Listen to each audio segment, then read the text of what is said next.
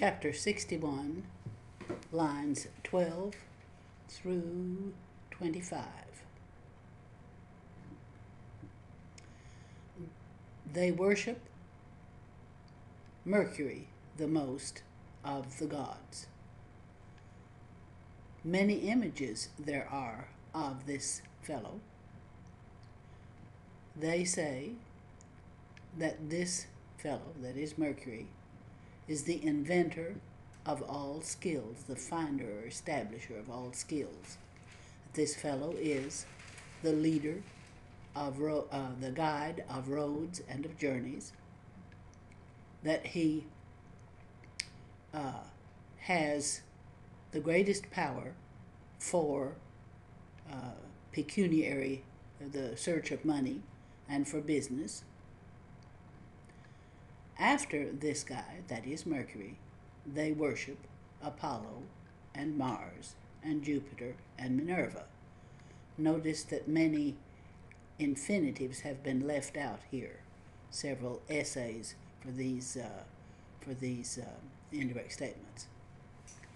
About these, they have about the same opinion as other nations or tribes. They say that Apollo sends away diseases, that Minerva handed down the beginnings of arts and crafts, that Jupiter holds the heavenly authority or the authority of the heavens, that Mars rules war.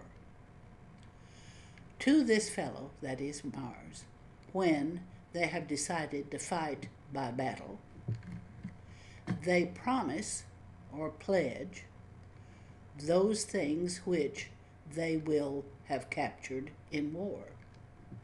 When they have won or overcome, they sacrifice captured animals and place all the other things, or the rest of the things, in one place.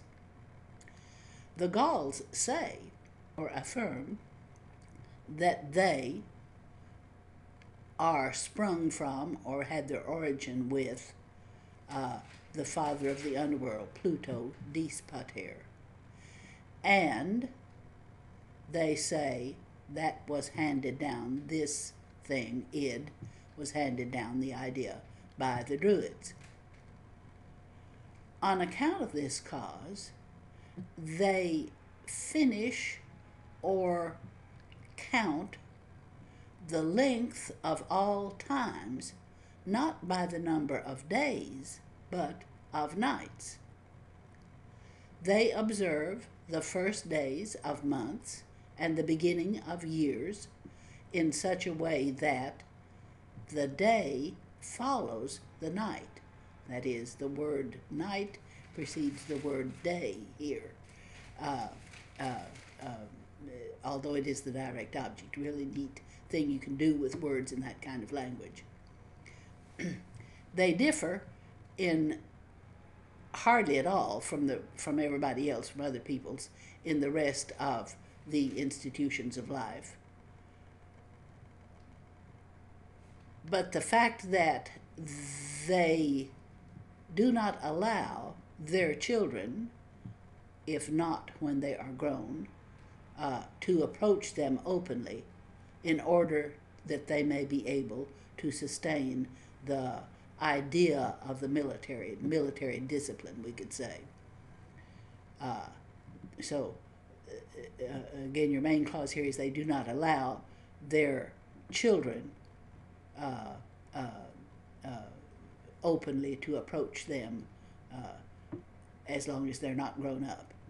And they consider, notice their duco meaning consider rather than lead, and they consider that a son of childless age to work with his father in public, in the sight of his father, is shameful. This one I didn't say very smoothly here. But in the rest of the institutions of life, they are hardly different from other nations, except the fact that they do not allow their children to approach them openly, if not when they're grown up, in order that they may be able to sustain a military bearing.